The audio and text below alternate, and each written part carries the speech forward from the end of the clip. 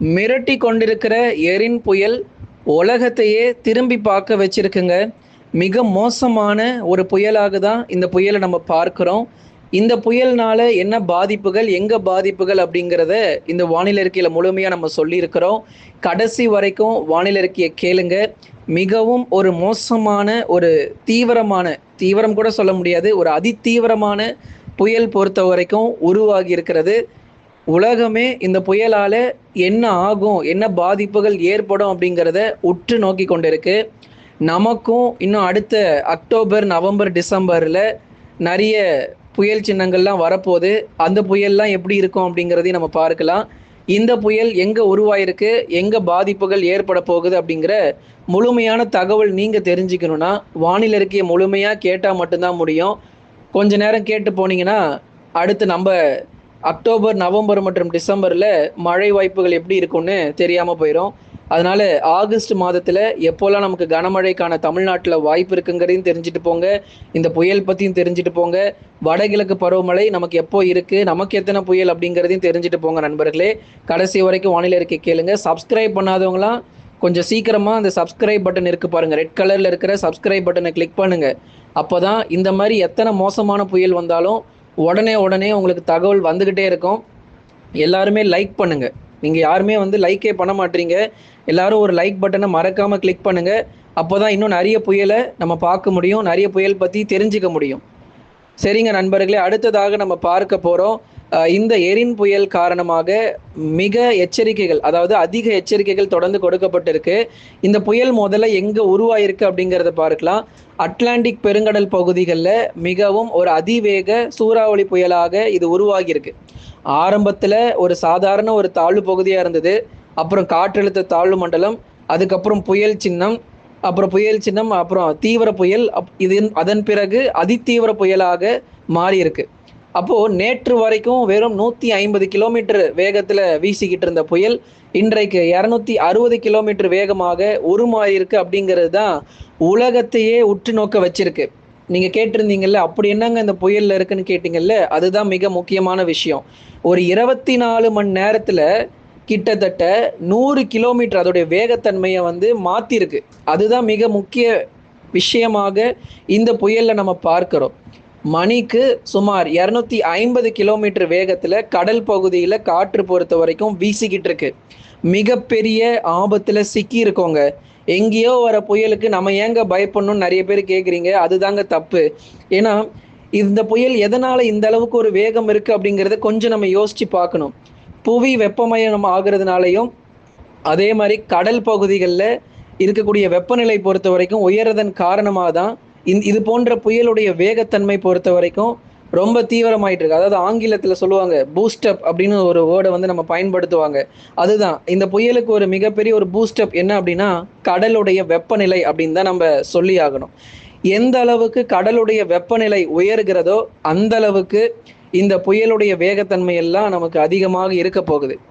அப்போ இந்த புயல் எரின் புயல் பொறுத்த வரைக்கும் 24 மணி நேரத்தில் வித்தின் 24 ஹவர்ஸ், அந்த 24 மணி நேரத்துக்குள்ளேயே 100 முதல் 120 கிலோமீட்டர் வேகத்தை அதிகரிச்சிருக்கு. ஏற்கனவே 100 கிலோமீட்டர் வேகம், அப்புறம் 24 மணி நேரத்தில் இன்னொரு 120 கிலோமீட்டர் வேகத்தை அதிகரித்து 230 250 கிலோமீட்டர் வேகம் வரைக்கும் அந்த பகுதிகளில் வீசிக்கிட்டு இருக்கு. உலகமே இதுவரை பார்த்திராத அதிவேக புயல்களாக நம்ம பார்த்து கொண்டிருக்கிறோம், உருவாகி கொண்டிருக்கு. இது உலகத்திற்கே ஒரு கொடுத்த எச்சரிக்கை மணி அப்படிங்கிறத நம்ம சொல்கிறோங்க.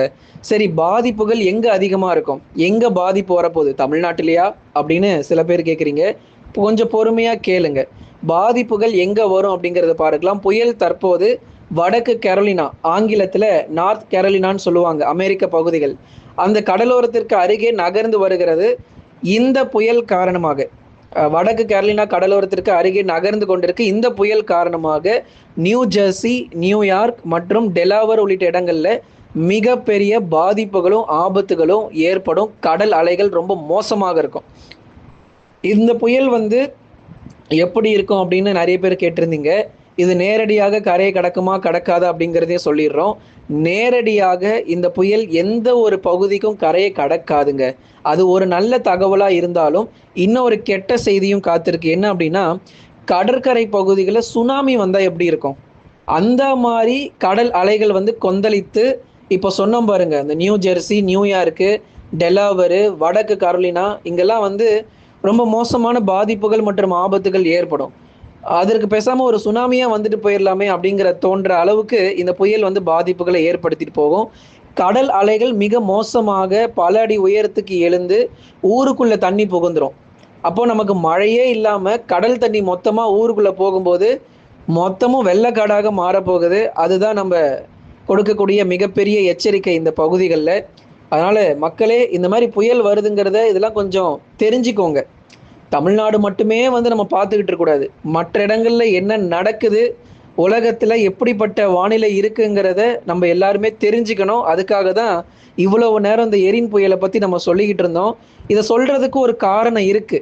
இந்த புயல் பத்தி பேசுறதுக்கு ஒரு காரணம் இருக்கு. அடுத்த மாதம்னா அக்டோபர் மாதத்துல வடகிழக்கு பருவமழைன்னு ஒன்று இருக்கு. எத்தனை பேர் ஞாபகம் இருக்குன்னு தெரியல.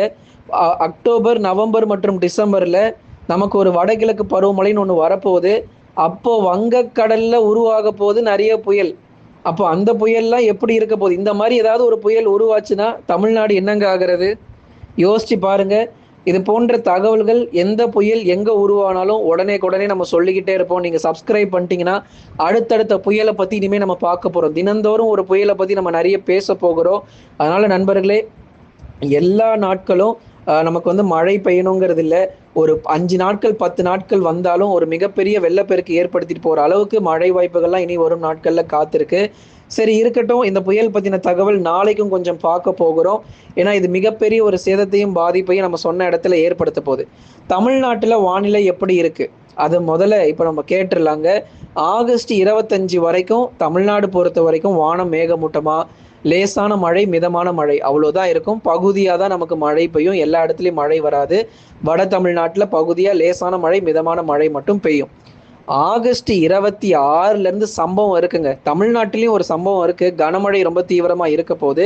சென்னை, திருவள்ளூர், காஞ்சிபுரம், செங்கல்பட்டு, விழுப்புரம், கடலூர், புதுச்சேரி, காரைக்கால், கள்ளக்குறிச்சி, வேலூர், திருப்பத்தூர், ராணிப்பேட்டை, திருவண்ணாமலை, கிருஷ்ணகிரி, தருமபுரி, சேலம், கரூர், நாமக்கல், திருப்பூர், ஈரோடு இந்த பகுதிகள் முழுவதுமாக ஆகஸ்ட் 26ஆம் தேதி முதல் படிப்படியாக மழை வாய்ப்புகள் அதிகரித்து மிதமானதுலேருந்து கனமழையாக வட தமிழ்நாட்டில் ரொம்ப தீவிரமாக இருக்கும். அதே மாதிரி டெல்டா மாவட்டத்திலும் சில பகுதிகளில் மிதமானதுலேருந்து கனமழை ஆகஸ்ட் 26லேருந்து பெய்ய ஆரம்பிச்சிடும். தென் மாவட்ட பகுதிகள் மதுரை, திண்டுக்கல், விருதுநகர், சிவகங்கை, ராமநாதபுரம், தூத்துக்குடி, திருநெல்வேலி மற்றும் கன்னியாகுமரியில் வானம் ஓரளவு மேகமூட்டமாகவும், ஆகஸ்ட் 26க்கு பிறகு லேசானது முதல் மிதமான மழை தென் மாவட்டங்களிலும், மேற்கு தொடர்ச்சி மலையொட்டிய மாவட்டங்கள் நீலகிரி, கோயம்புத்தூர், தேனி மற்றும் தென்காசி, கன்னியாகுமரியில் வானம் மேகமூட்டமும் அவ்வப்போது மிதமான மழை மட்டும் சில சமயங்களில் எதிர்பார்க்கலாம். தமிழகத்தில் ஆகஸ்ட் 26க்கு பிறகு கனமழையினுடைய தீவிரம் மிக அதிகமாக மோசமாக இருக்க போகுது. அதனால நம்ம இந்த புயல் பத்திலாம் எதுக்காக பார்க்குறோம் அப்படின்னா, அடுத்து வடகிழக்கு பருவமழைலாம் வரப்போகுது. அப்போ நமக்கு எப்படிப்பட்ட புயல் உருவாகும்னு நீங்க தெரிஞ்சுக்கணும்னா சப்ஸ்கிரைப் பண்ணிட்டு பாருங்க. இனி வரும் நாட்கள்ல இன்னும் எங்கெங்கெல்லாம் புயல் இருக்கு அப்படிங்கிறதையும் கண்டிப்பா நம்ம சொல்றோம் நண்பர்களே. லைக் பண்ணுங்க, மறக்காம சப்ஸ்கிரைப் பண்ணி தொடர்ந்து சப்போர்ட் பண்ணுங்க.